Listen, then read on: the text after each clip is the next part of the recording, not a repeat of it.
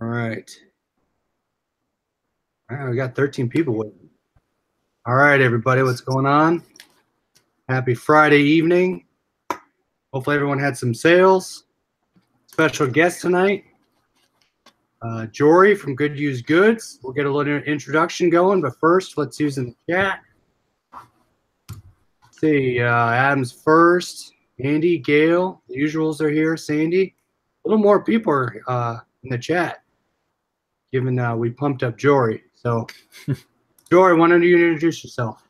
Hey guys, my name's Jory. I'm from Canada, Ontario, kind of near Toronto. My channel is Good Used Goods. I sell pretty much anything. My big things I like to sell there are electronics and video games. I sell on Amazon, eBay, and locally. So I think that's what one of the two things that we can get into it. One of the two things that kind of drew me to you was your big electronics. You kind of all the stuff you kind of dabbled in, as well as your video games and your kind of tips and tricks of what you've done to. You do a lot of things with cleaning games, getting stuff prepped, Yep. And that's the hardest thing, right? Getting all that stuff working so you can sell it. It is. It gets me cheaper price points getting that stuff kind of dirty and half broken sometimes, though. So would you consider yourself more of a thrifter, a liquidator? I mean, we don't want all your secrets, but kind of. Probably more of a thrifter. I don't liquidate a lot of stuff. Like I go to a lot of garage sales, and then I deal with the e-waste guy a lot in my area, and then working at the storage helps a ton. There's no shy supply of stuff when you manage a storage facility. So is that your full-time job, the storage facility? Yeah, I'm the only person there. I run it. I do all the maintenance. I plow it in the winter, keep the grass all cut. But in turn, I get an office in the back, and I'm allowed to list and do my eBay stuff while I'm there because not a lot happens out of storage. And then I hand out a lot of business cards to people that come in, just stating, I buy video games, electronics, toys, whatever it may be. Man, so you have your own self-service kind of. People bring the stuff to me is what I'm trying to do. Yeah. Exactly. No, that's awesome. So what is that, like 8 to 5, and then 9 to 5 banker hours. 5, and then what do you do? So you get off of work. What's that? Monday to Thursday. I don't work Fridays or Saturdays anymore. Oh, that's awesome. Mm-hmm. So after Thursday or after 5, let's say during the week, what do you usually do? If I have time, I'll run to a Goodwill. It's on the way home. And then just currently, because we're under heavy house renovations, I come home and start working on the house. Or helping with the new baby because we have the 6-month-old right now too. So. Oh, nice. And you have one kid, right? Just one, yeah. Okay. Yeah, I saw you had a new baby coming. Congratulations. Thank you. Yeah. So it kind of drew me to do because it's kind of what I do. I work 8 to 5 Monday through Friday, and then after work I go thrifting, and then I buy liquidation, and then I list till about 1 in the morning, and then the weekends I do the same thing. So kind of understanding the same type of schedule and kids, and so it's interesting to understand and learn about what other people are doing. If I have free time, I take it. I do whatever I can with it because it's very slim amounts. But listing at work helps, like having a spot where I can do that during the day. So I don't have to do it as much when I come home because I'm sitting at the storage doing my listings or photographing or inventorying. Obviously, I have a storage unit there too. Why wouldn't I? It just makes it easy to keep all the inventory there. You could probably get a good deal, so that's awesome. Yeah. So along your point, I'll list until about 1 in the morning, but the stuff that I don't list, I'll take pictures of, and then I'll complete the listings the next day when I have downtime. Yep. Yeah, I use a spreadsheet basically, and I inventory everything as I go.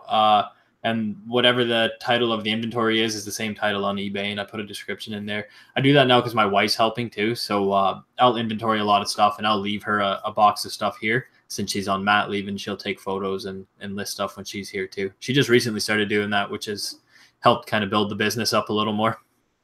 Nice. So what's your main reselling platform? Probably eBay and, well, no, eBay's been slower than Amazon. Mostly Amazon. Really? FBA? Yeah, I do FBA, but I do a lot of adult products on FBA. Really? I got hooked up with a wholesaler out of Toronto and then got ungated for sexual wellness. and it's been great because there's no competition in there, and it's pretty good margins. I mean, I saw different random things, watching a ton of people on YouTube, understanding different categories and different places to get into. I mean, I've seen that. That definitely is a good thing because there's no competition, and if you get the right people with any product, you're selling stuff all day. And the markup's huge on it. It's ridiculous. Oh, yeah. What so how many sales do you usually have a day on Amazon? Give or take. 3 to 5. That's good. 3 to 5. This month's been slow. I've been like 0 to 2 this month for February. But I think February is a slow month for everyone. I know just general retail is pretty slow in February. So how long have you been reselling? Since as long as I can remember. Because before this, I was a mechanic, so I was flipping cars and detailing cars and selling them on the side. And my old man used to buy old antique furniture and refinish it and sell it on the side all the time. So you kind of learned the elbow. I've always been around it. Yeah. That's good. Because I remember you talking about cleaning your game disc and cartridges and the plastics. A lot better than plastic stuff. Yeah. Oh, I love that stuff for the JF, for the disc cleaners. That stuff works amazing. Or just in consoles in general for scuffs and dirty consoles. So a lot of the people that come to my channel and the people that are in our group, so to say, I'd say minority are kind of game and CD people. Yeah. So let's talk about kind of game CDs, cleaning it, electronics in general. Kind of what do you look for? How do you clean them?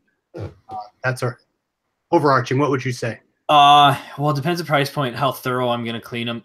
Games, I just quick Q-tip and rubbing alcohol, and I rub the card if they look dirty. If they don't look dirty, I don't even bother. And to be quite honest, for testing, if it's a game disc and like a CD and I don't see any rot or I don't see any scratches, I tend not to test it unless it's a super high value game, because I've never seen one without damage or label peel or disc rot or scratches that doesn't work.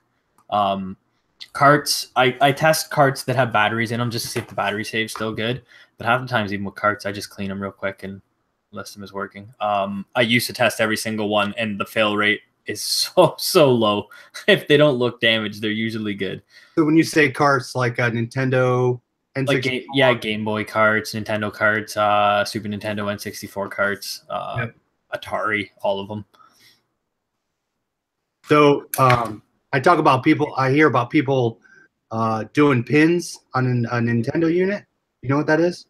Yeah, just swapping the pins out. I suggest you boil them if you're ever gonna fix a Nintendo and you pull the pins out, because the aftermarket Japanese or the cheap Chinese pins you're gonna buy for like $6 off eBay are never as good as the OEM. They'll wear out way quicker and the pins bend up quicker. So if you can, boil the OEM ones first and see if that works. Yeah, and then what about the difference between Blu-ray discs and regular discs? So the newer game systems like what, PS4, Xbox 360 versus Wii and lower? Can you clean a Blu-ray disc? Yeah, they're just stronger. I find they just take a couple more runs to get them looking nice. Really? Yeah. They scratch less too, though. Like I don't find as many Blu-ray discs. If it's a deep scratch on a Blu-ray disc, you're basically screwed because it is a lot harder to buff through. So you're saying anything really where you can feel like your fingernail can go through the divot? You're saying that can't be fixed? You're usually screwed if you can kind of feel it with your fingernail. Really? Okay. Because for me, I go to the Goodwill, I go to the bins, I pick CDs up, I get some scratches on them, but normally they play. But I get a couple of returns on some that say, hey, there's something doesn't come through. I need to get a JFJ because then I could take that and just buff them all out. And it does more than you think. Old CDs will take out the deeper scratches. Like, I don't know why. I guess it's probably just easier plastic to work through. I don't really know the science behind it. I just know Blu-rays are a lot harder to scratch and they're harder to clean up. So are GameCube ones on those, if you get one of those polishers, just because they're little. So I had how do you clean GameCube games? With the machine. Same? They can fit? Yeah. There's a little attachment thing. Oh, you had to buy the attachment. I wish I had it here. I could just show you, but I'm at home. It's all at the office. Because I got Super Melee Mario Brothers. That's a good game. I sold it for I think $45 American, and they returned it. Said it didn't work, so I didn't throw it away. So I still have it. I think I have to clean it.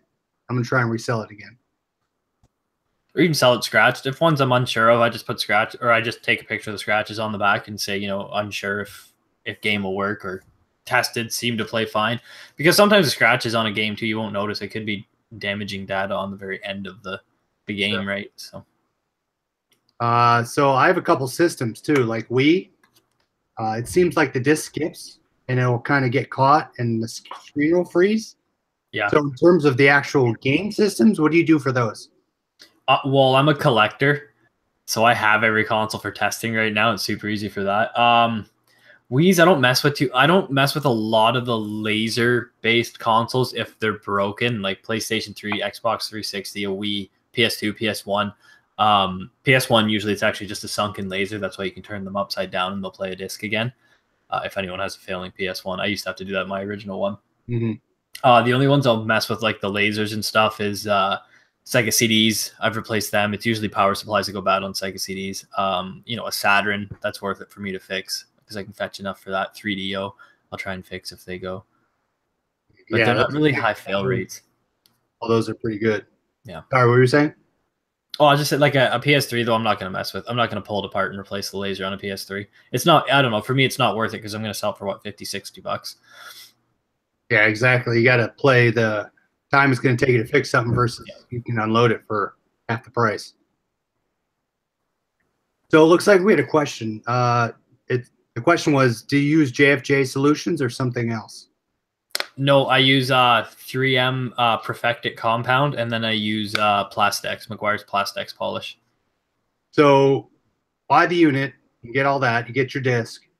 You just spray it on the disc and shove it in there, or how's that work? Like a tiny bit. I dampen the disc first with like just a spray wax solution, or you can just use demineralized water. And then I'll just put like less than a pea-sized amount of the 3M polish. If you're using the stuff that comes with it, it works fine. It just doesn't work as good as the other stuff you can buy. But just like a pea-sized amount, if that, and let it run on the disc for 30 seconds, a minute, pull it off. Sometimes you need to clean it, do another coat. There's different stages to it. It's just like polishing a car. You have like your heavy compound for the deep scratches, then your medium compound takes out all the light scratches, and then your light compound polish takes out all the little micro scratches that the deep polish left. So you said how often do you stop at the thrift store? Like twice a week, I'll swing by. Yeah. And then how often do you get wholesale shipments? I just started getting into that. I made a little order from VDC not too long ago just to kind of test the waters with them. It went not bad. I've already sold about half the stuff that came in. But mostly I go to the e-waste guy because he has just a warehouse full of electronics waste, and I just buy large amounts off him. And he's a local fella. So we had a question recently about TV. Someone had a TV, didn't buy it. It was a flat screen, and it didn't work. So they want to know how to unload it. Do you sell broken flat screens? I've sold a couple broken monitors, like just nice gaming monitors, never a TV. I know there's three things that can go bad in them. There's the power supply, the main board, and then the LED strips. And I think like the main board and the power supply you can fix. LED strips, if they're gone, you might as well throw the TV out. Yeah. I've heard of people buying salvage TV, breaking them open, selling the motherboard. Yeah, you can sell parts out of them, I guess. Yeah, you could scrap them, I guess, get the gold recovery, but I don't think that's worth it either. Just for the time it takes to do. No, the e-waste guy does it, but he loves me. I give him more money than he ever gets for the scrap value of the electronics to buy. Yeah. Oh yeah. Wow, that's crazy. We're gonna get like 80 cents worth of gold out of a computer. So he's ripping apart vintage IBM, like 386s, and he's getting his $2 worth of gold, and I'm giving him $50, and I can turn around and sell these things for $300-$400. You sell them broken on eBay? No, I get them working. Oh, they're working. Oh, yeah. Yeah. So when you have your deal with them, do you test them out before you buy them? No, he's usually cheap enough. I don't test any of it. I just buy it, assuming some of it doesn't work. Do you ever buy them off them and then have to give them back? Sometimes I'll just throw them back in the e-waste bin. It's a waste of a couple bucks, but whatever. It is what it is. Exactly. But he's got an e-waste bin in my parking lot. He doesn't care that I cherry pick through there. People throw out crazy stuff. I have a Harman Kardon receiver here that I use as my own personal stereo. The girl backed up. She put a Yamaha receiver in, and then she put a Harman Kardon in. And the Harman Kardon and the Yamaha both work perfectly. I sold the Yamaha locally for like $120 same day, and I kept the Harman Kardon in. It brings about $150 on eBay right now. She threw them away. She just put them in the e-waste bin. I watched her back up and load them in. I was like, these can't work. Plugged them both in. They work perfectly. It's not an issue with either of them. Wow. It's crazy what people throw out. It's absolutely crazy. So what's the best thing is that the best thing you found? The best thing I've found.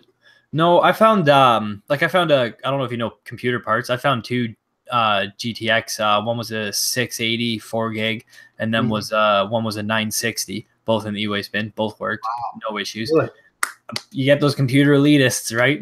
That's an old part now. I see people, their computer breaks, they go to the repair shop, they're told $300 to fix it. It's a $300 computer they bought from Staples or Best Buy. So they throw it in the e-waste bin. Half the time it's a bad power supply, the hard drive burnt out on it, just something really stupid.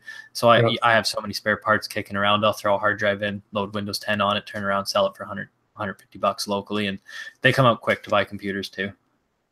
Yeah, so if you haven't followed Jory's channel, go over and follow Good Used Goods. He has a ton of cool videos that I was watching about your turnaround, flipping computers, putting hardware in it, flipping around and reselling it for double, triple the money that you bought it for. Yeah, making gaming PCs. It's hard to make a gaming PC right now, though, because of all that crypto mining. Graphics cards are through the roof. That's what I've been seeing. A couple of Facebook groups, reselling channels. People, they'll sell these cards and graphics cards, and people will take them and use them for crypto and resell and get rid of the old ones. For big money. Yeah. So that's the other thing, right? I buy a lot of liquidation stuff. I haven't this month, but they sell a lot of computer parts, a lot of electronics. I mean, do you test everything you get? Yeah, to some extent. Yeah, it depends what it is and the value of it. But yeah, I'll test it. Like a PS1 game, I'll just turn it on, load a game up. If I see it load the game logo, I turn it off, and that's tested. For me, it works. It read the game disc powered on. Yeah.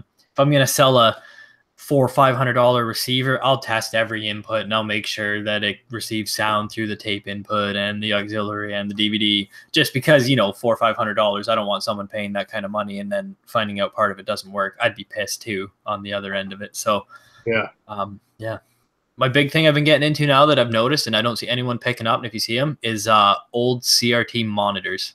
Computer monitors. Yeah, the IBMs, the Dells, the Sonys. $100 to $1,000 depending on the unit. Like if you find a PVM or a BVM, you'll get $600 to $1,000 depending on the size. What's PVM? PVM's a professional video monitor. BVM's a broadcast video monitor. They're made by Sony. They come in 6-inch all the way up to 21-inch. And if you can find the 21 inches, they're the ones that usually bring anywhere from $800 to $1,000. And they'll have BNC cables on the back. So they'll look sort of like regular component cables, but you'll have to like turn and lock a little knob on. And they're worth tons of money. Like I have a Dell 17-inch CRT monitor, just a regular dark blue one, I think. It's in the other room. I can get it. It's heavy as shit, but it's worth about $160. And if you look at sold comps, like go look them up on eBay, sold comps for old computer monitors, CRT monitors, it's 100, 200, 300, 400, and they're all green. They're all sold. Wow. How do you ship those? I usually just put some styrofoam around them and some bubble wrap and double box them and send them away. Yeah, it'll be anywhere depending where it's going. For me, it'll be $20 to $75 to ship a monitor. Well, still, within Canada and the US. International, I don't know, but I had a guy pay $260, $250 to ship an old, like a one of a kind sort of laptop thing to China. It was crazy what he paid for it. I remember I had an old Dell monitor. It was probably this big front to back. Yeah. I think I donated it. This was years ago. Yeah, I know. Think of it now. Well, I mean, there's a Commodore monitor right there. Oh, look at that. Wow. That's 1702. And I mean, that'll bring $150 on its own. And I see those passed up more than anything. They're heavy. They're a pain in the ass to ship. But I mean, it's a minimum $100 bill every time you find one that's at least 16, 17 inches. I've seen the CRT monitors with VCR attached to them. Yep. Those sell like for a ton. Yeah, I even see those sell too. Yeah, with the built-in VCRs. I still sell VCRs and VCR DVD combos and DVD burners. And do you pick up every VCR you see? If it's a Sony in the right price or a JVC, yeah, I usually do. Because I can even get $30 for a a kind of lower end Sony or a lower end JVC, and it still seems to sell pretty quick. Even locally, I can still seem to move VH or VCRs pretty good. Yeah. I try to find the professional ones. The more knobs and buttons and slides and dials on them, the more excited I get about seeing them. So after I started getting real big time into reselling, I started picking up the VCR DVD combos. Those are a no-brainer. Yep. Then I just looked for Sony, and I got 5-disc changers. I got a ton of them. I just sold one today, finally, an FBA. So I shipped those in and finally sold. And now it's like, okay, looking at, you see the Orions, you see the Emerson VCRs. I'm going to leave those every day. I never grab them. Durabrand's another one I see that I never grab. Some Samsungs I'll grab. Toshibas I'll grab. A lot of people, JVC is another one I see passed up all the time. Like early or kind of late 80s to mid 90s, JVC was super high end. They were on par and sometimes surpassing Sony for a lot of stuff. They did a lot of professional stuff back in that time frame. So don't pass up that kind of stuff. I've found a couple $100 JVC decks before that people seem to pass right over and grab the shiny Sony one instead. So what would you say the top 3 brands just in general to look for? Around here, yeah, like around my area or around North America, probably your JVC, your Sony, maybe your Samsung. There's way better out there though. Like if you can find Bang & Olufsen, that's a really good one. Harman Kardon's good. Denon, if you can find Denon receivers. I found Denon DVD players. I didn't even know they made DVD players. Really? Yeah. It's almost like you got to look for the higher end brands that no one knows about, right? Mm-hmm. Not everyone knows about Denon. No, and everyone knows about the Olufsen, Bang & Olufsen. No, that's a much more of a European thing, Bang & Olufsen. Mitsubishi, I guess, made some pretty quality players in the 80s. I didn't know that, but yeah, they made some pretty good VCRs and DVD players. Pioneer, too, did some pretty good stuff in the 90s. If you're looking for laser discs, you pretty much want Pioneer for players. So what about like older? So I just started getting to Walkmans, Discmans. What's your opinion on those? Sony's and Panasonics. If you can find the Panasonic Shockwaves, the big bright blue and yellow ones, and they had the big metal clasps that locked on the side, and they always said anti-shock. Those are quick sellers. They're quick $50 Canadian, so like 35-40 US. And then funky colored Sony ones. I just sold a orange Sony Discman with the cassette tape attachment for your car, and it went to France actually, and it sold for $50 in about 2 days. Wow! Paid $30 to ship it to your track to France, which people pay crazy prices for shipping sometimes. You always wonder, what are these people buying this stuff for? I know, when it's almost on par with the cost for shipping, and they're, yeah, I'll pay it. But maybe they can't get it out there in France. I don't know. Yeah. Marantz, yeah, I see Marantz in the chat. That's another really good one, Mr. Sadie, for a brand. I've never heard of that one, Marantz. Marantz, oh yeah, that's super high end. Find any stereo receivers or record players that say Marantz, that's a really good one to pick up. So you watch a lot of these thrifters, resellers. They're all about clothes. They're all about, hard goods, glassware. Electronics, I think people shy away from. Don't you think that? Yeah, that's why I like it, though. Not as many people have the knowledge to test it, or they're scared on returns, which I do get more returns or more questions with electronics. Even when they get it, they'll, how do you do this and this on it? And I'm going, I don't know, man. I just sold you the 400 disc CD changer. I'm like, I don't know how it works. Hit the button, hit play. Or how do I pair this to my phone? Oh, I just figured out how to do it because I Googled it. So what about games? Oh, I lost my sound. Hold on. Hold on. It was probably me. What headphones are those? There we go. These ones? Yeah. I don't know. They're called Nixons. They came out of Knee Waist Bin. That's awesome. So when you go to the thrift store, when you go to buy stuff, or you're looking online at Facebook Marketplace, Craigslist, or whatever, we're talking about games. So you're thinking about everything from Nintendo to PS4, Xbox One. What do you kind of gravitate to?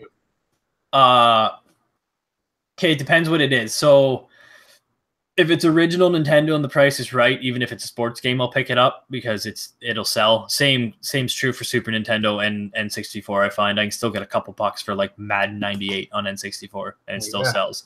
I don't know why, but it will. If you're getting into PS2, I look for anything that looks like RPG, like a role-playing game, and anything with that Japanese or Chinese animation on it, and a role-playing game in that same genre, you're almost guaranteed a hit for a game.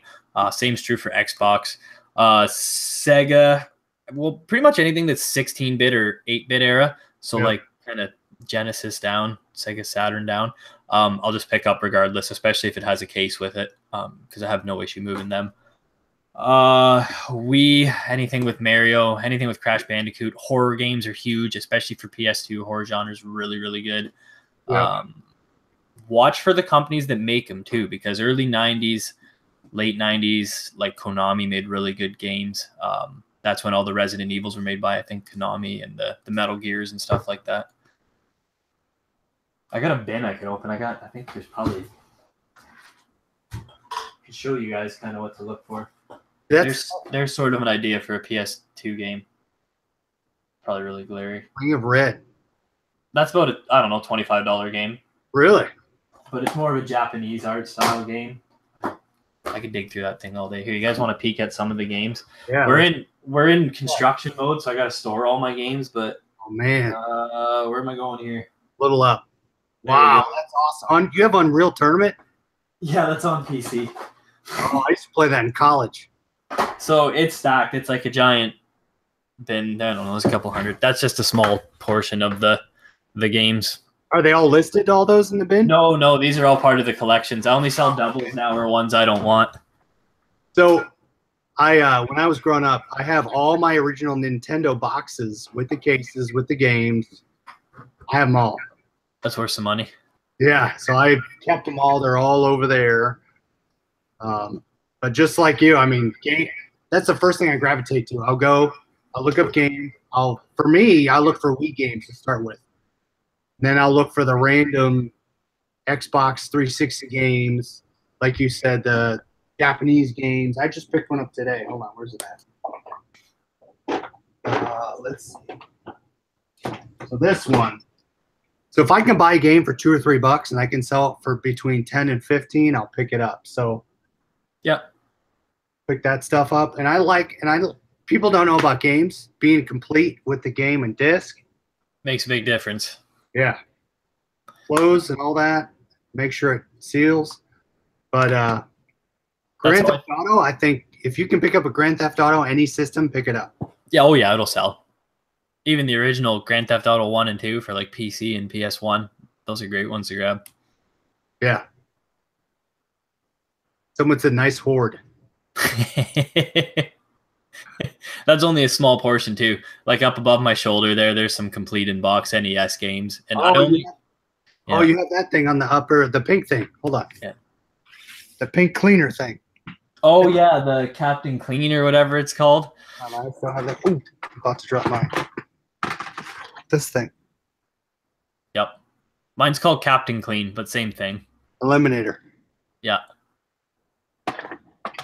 So I always think, I find Sega games, I find Game Boy games. I bought a couple Game Boy games for $1 each.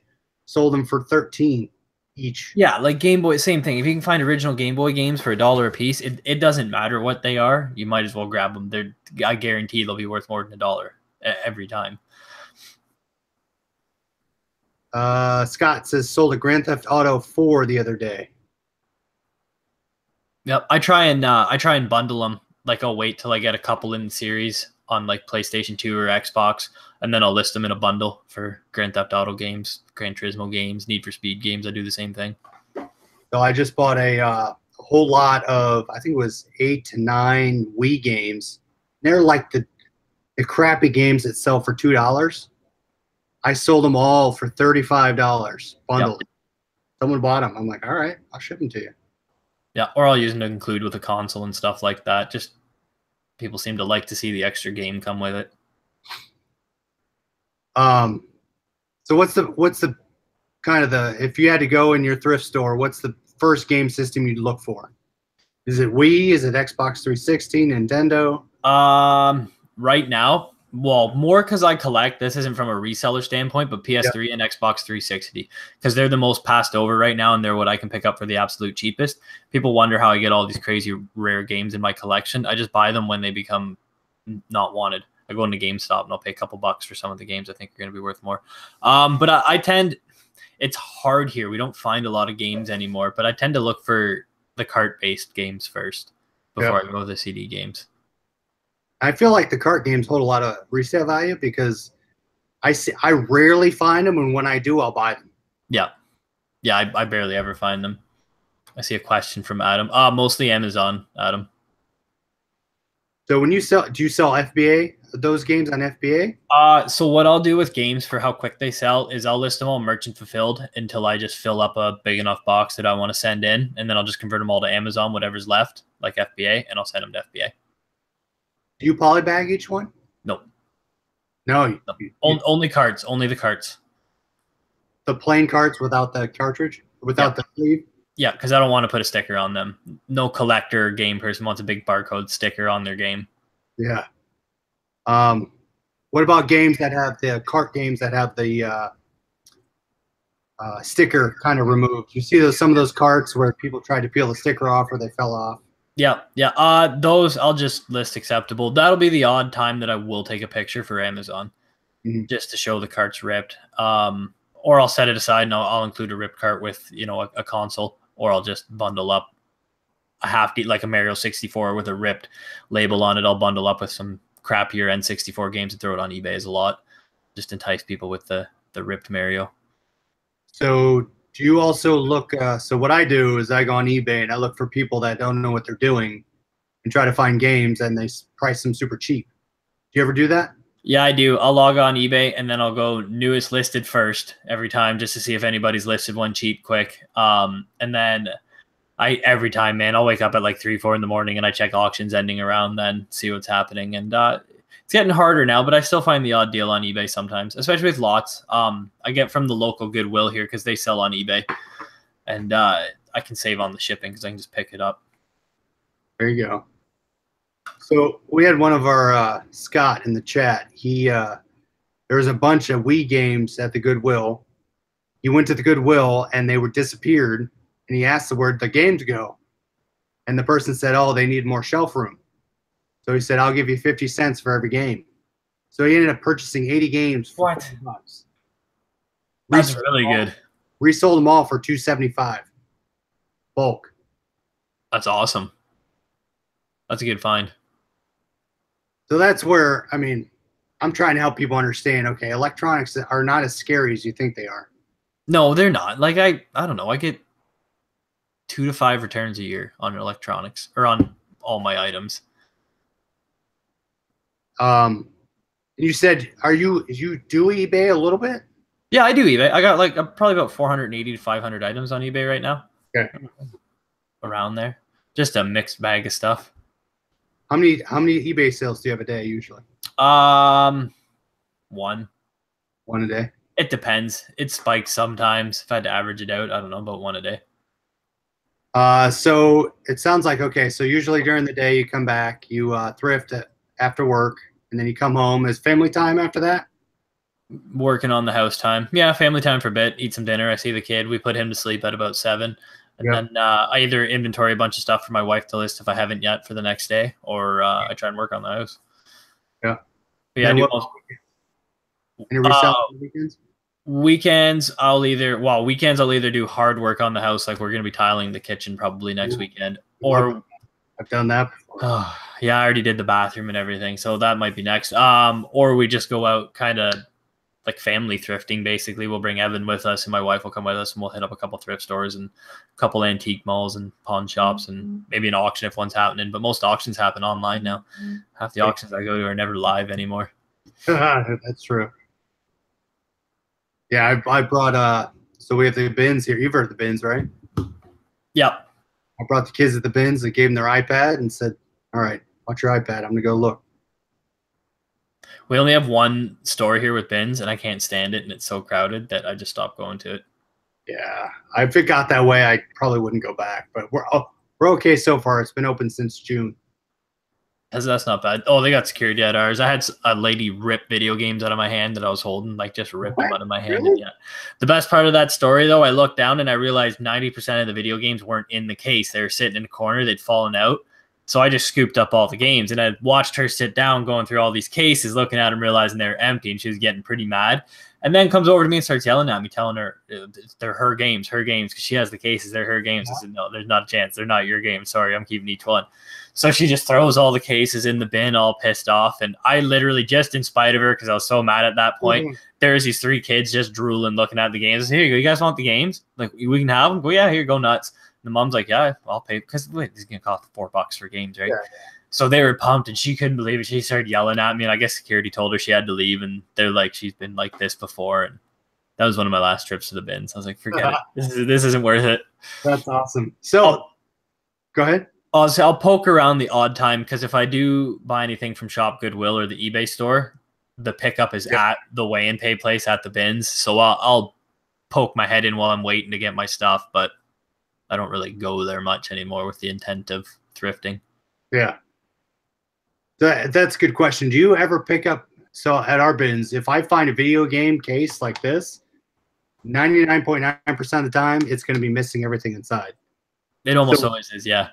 Will you buy just the case? Will you take the case and try and sell it? Not anymore, because I have enough spare ones. But yeah, if they were cheap enough, I used to keep them. That's why I'd keep a couple sports case games around too, because you get some really nice game and the case is just bitched on it, and you do a case swap. Same with PlayStation 2. I got a couple PlayStation games. If they're rare games, I grabbed Saturn cases out of the bins once, and that was worth grabbing.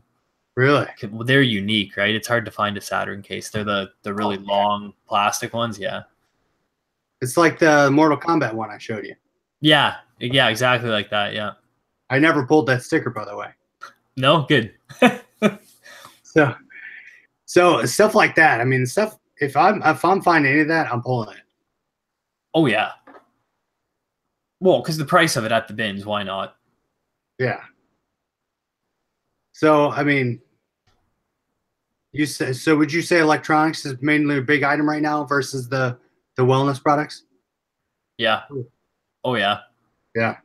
I get mixed bags of stuff though too, because when you get people bringing you stuff at the storage, sometimes it's hard when they bring you, like they'll bring you a box full of their kids' stuff, and there'll be, a Sega with some games, which is worth some money, and then like a couple shitty toys that aren't worth anything, and an old hat that's maybe worth $10, and they only want 20 for all of it, so you don't want to be the rude guy when it's so cheap. They're like, well, listen, I'm only going to take your Sega for $20. The rest you can go take to Goodwill. So I'm okay, yeah, $20 works. And so a lot of the times, then I'll take that cheap stuff. I'll just flip it to eBay, and that's why eBay ends up getting a lot of just random stuff that sits on there and it sells when it sells. Right. So minus the Harmon carton that you pulled out of the trash can, what's some of the other good items you've gotten from the where you work? The weigh and pay. Laptops. I don't know how many laptops I've gotten and sold, like 1 or 2 a week, and it's usually just a bad battery, bad hard drive, something stupid. I got a nice set of Polk Audio speakers out of the weigh or out of the e-waste bin. Really?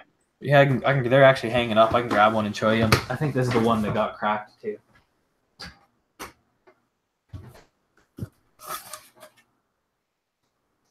Forget what model they are. Oh, RTI 4s.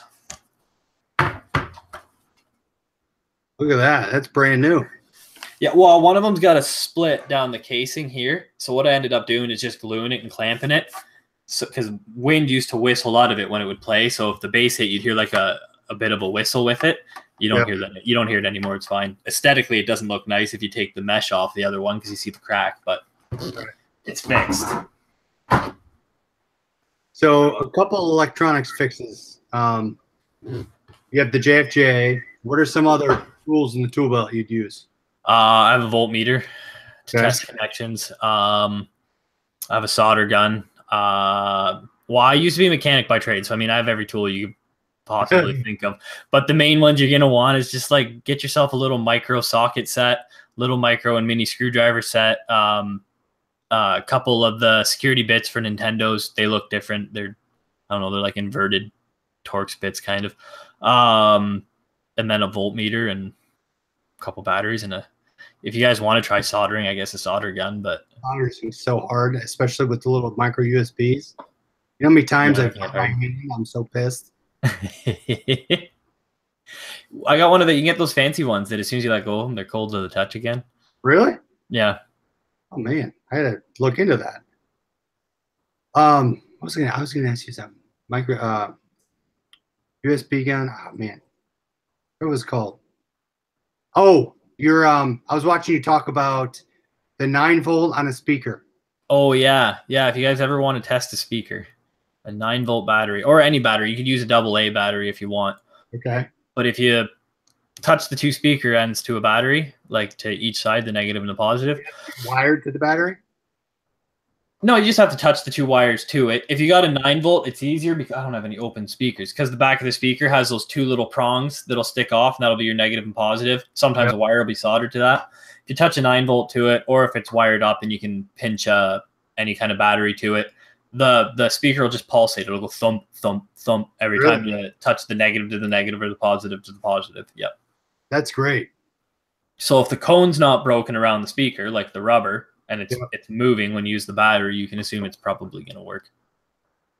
And that's where, so that was one good tip I liked. And the other good tip was the remote controls with the IR. Was it IR to the camera?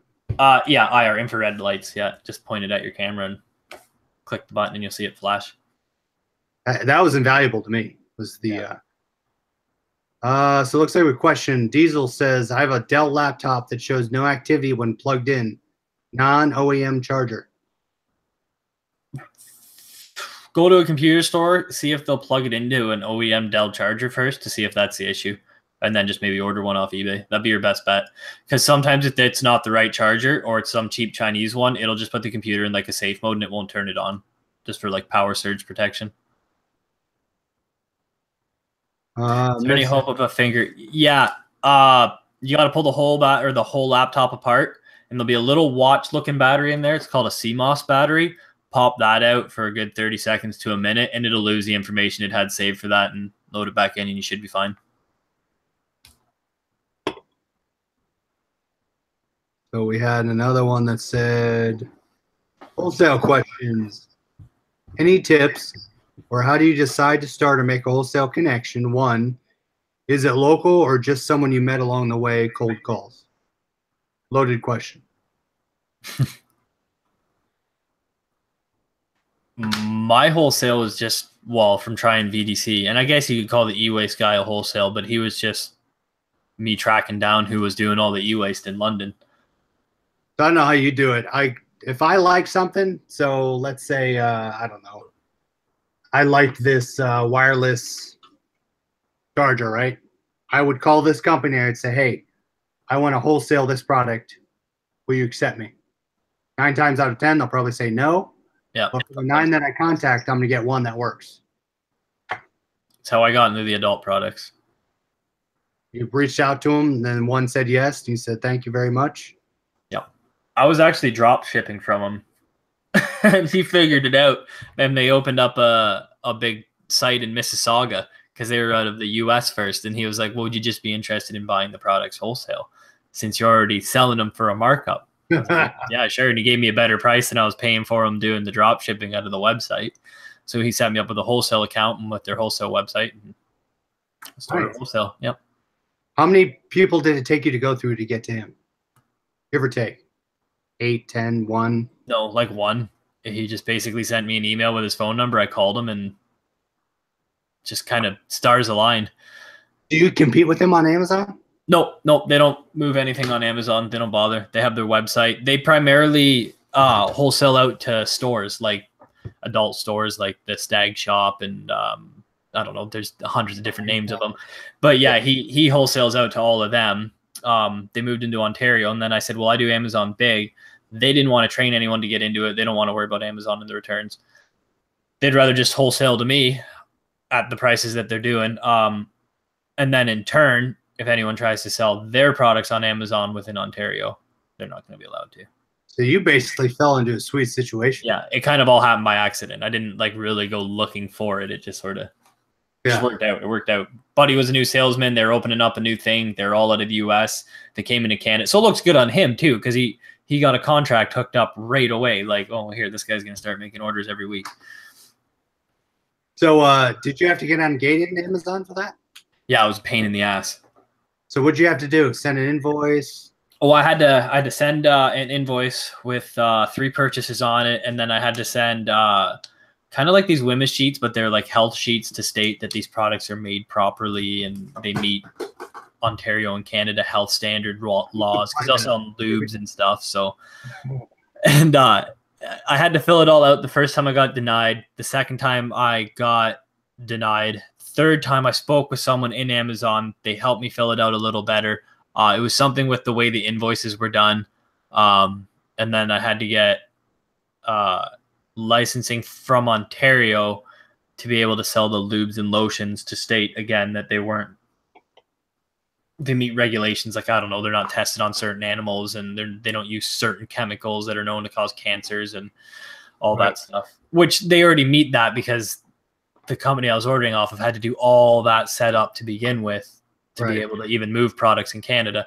So it was just a lot of like calling them and then calling Amazon and giving them more paperwork, and then Amazon going, no, that's still not enough. And then me going back to the wholesaler and going, okay, I need this kind of paperwork. And after a while, I got approved. But yeah, it was a good month and a half, 2 months of going back and forth with Amazon.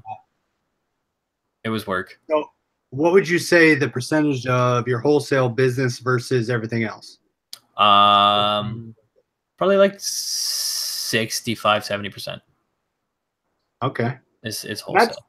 And that's great, right? Because it's basically works itself. You just got to, do you go direct, ship direct to Amazon, or do you ship it to yourself, label it, and then ship it out? I started going to me first because I just wanted to see the product, see how they were coming packed. And I don't know, I'm a bit of a control freak. And then I would relabel everything and then send it to Amazon. And then I realized it was kind of too much work. And I don't need to really label it. It's new products. No one else is selling it, so I don't have the worry of commingled inventory and someone pulling a shitty product that's dented, because I am one of the only ones on there. So now they just send it directly to Amazon for me. Wow. And I get a shipping invoice and a... Do they label it for you, or do they use your own SKU? No, they use the own SKU. I was having Amazon put labels on too. I was just paying to have that done because it was cheaper than me doing it. It takes all goddamn day to do it.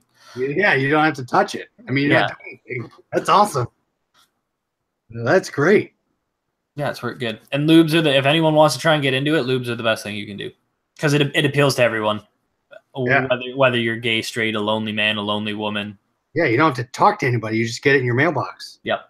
And people can go to the sex sites. They could go to the site that I wholesale off of, still get it as a customer cheaper than Amazon half the time, but they won't, even though it's discreet. Because an Amazon box is it's like the most discreet thing. It just says Amazon. No one's going to think anything by seeing an Amazon logo. The kid's toy, or it's a lube? That's what That's awesome. That's great, right? Because you could sell anything at this point. And you've worked it out to an extent where you don't have to touch it. That's awesome. Yeah. If I try anything new from them, though, I'll still send it to me first, just to see how the packaging looks and if it's going to be true as to what their listing is, and I'll send it away. Yeah. Because it's probably, I haven't been in trouble yet, but it seems like an easy category that you could probably get shut back out of pretty quickly for a violation. We're probably giving you a rank at this point, your reviews. You're probably safe to an extent. To an extent, yeah, hopefully. Sending in planks of wood, you should be all right. Yeah. One of the brands I was selling, though, the brand itself moved on to Amazon, and I can't sell that brand. So under the wholesale company. Took it over? Yeah. See, my mistake, and this is kind of where I learned the hard way. I bought a case of electronics, brand new from the manufacturer, and I bought two things, right? I bought a pen and I bought a pencil. Pen, the Amazon was never on, so I sold out of this quickly. Well, Amazon had this as the buy box. I could never beat it. So now I have all this inventory of that one unit, and I'm waiting for it to sell on eBay. So I guess my thing, and I would like to hear your opinion, is Do you compete with stuff with Amazon on the buy box or look for something else? Honestly, no, I don't. The only time I've ever competed with Amazon on a buy box is when I just accidentally got something new from a thrift store for so cheap that it's just one item and you're like, well, I don't care. I can sell it for $5 cheaper than Amazon. I'm still going to make away like a bandit.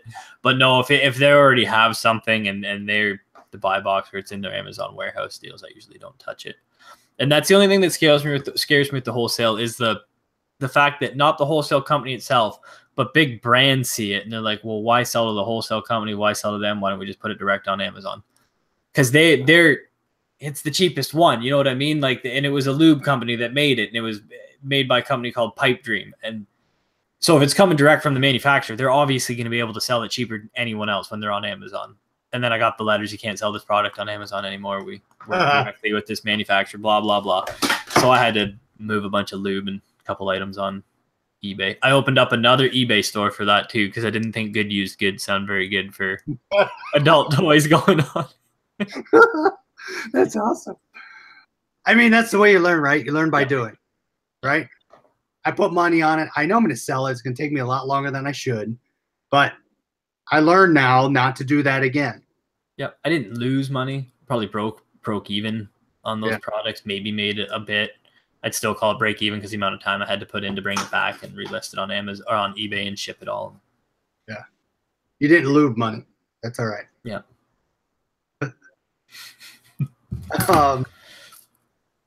So what, and you get a lot of people thinking, I'm going to do this full time. Did you ever think about taking that and going full time? I have, but the storage gig is hard to give up because how do I give up a job currently that for the most part pays me to list on eBay and Amazon and gives me discounted storage? And then not to mention, I got first crack on storage auctions at this place. If someone goes delinquent, say they owe 3 months rent, I can buy the unit for the 3 months rent. That's awesome. So and then having my cards there and speaking to people renting stuff because everyone renting. So I don't know what to do. My 30-year-old son left all this shit in my basement and my eyes light up. I go, oh, okay, what does he have? Oh, wrestling figures and old video games that no one wants. I'm going, yeah, they don't want that. So you can bring that here. I'll buy it off you.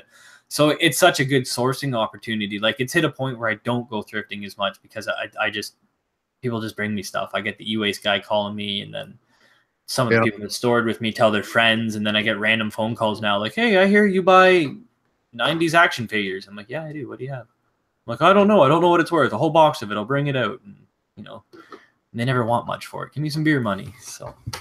All right. So it looks like we have one of the last questions. Do you use a prep company? Do they bag any items for you? No. Everything's in nice packaging already when it's sent out and it's all sealed. It's in retail packaging. The stuff I buy from the wholesale manufacturer. So there's no issue. The manufacturer SKU and not the FN SKU. Yeah. Got it. Okay. All right. Well, it's been almost an hour. I don't want to keep you more, and we could probably save it for another show. But does anyone else have any questions? I mean, there's ton of knowledge here, ton of tips and tricks, and I mean,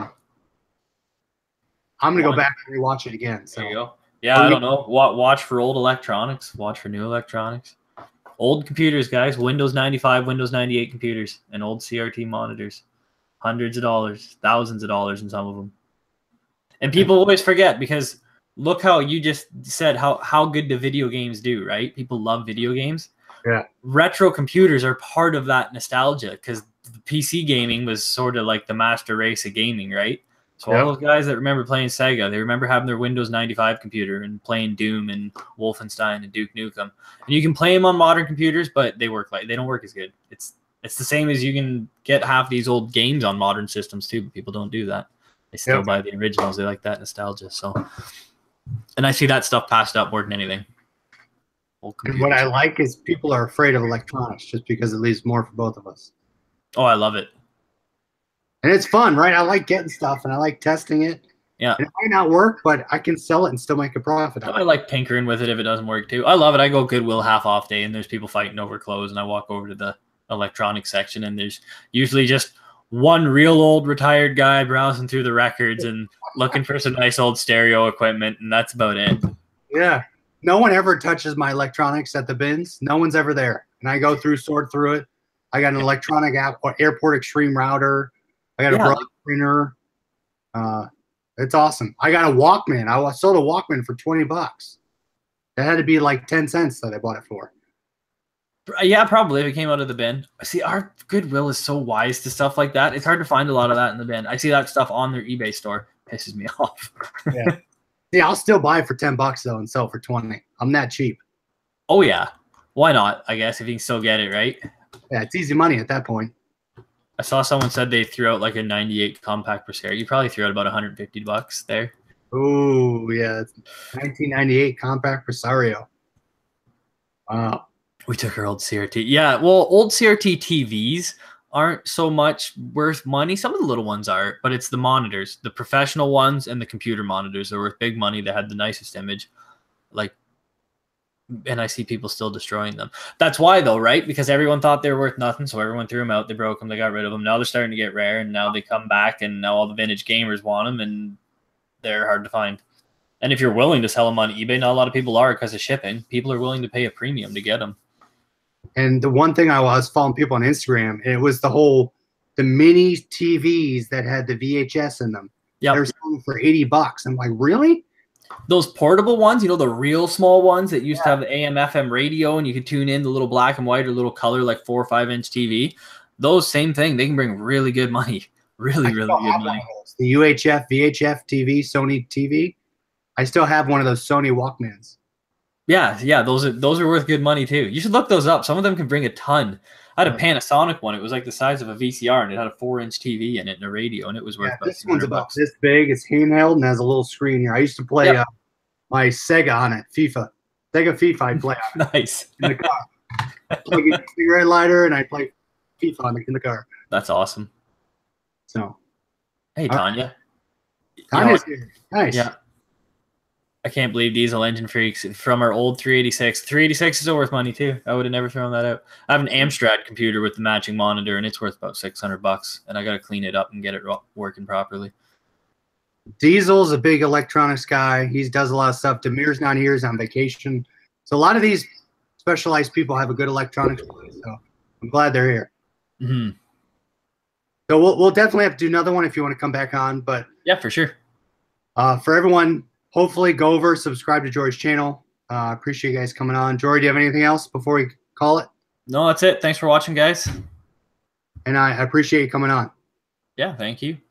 All right. Thanks, everyone. See ya.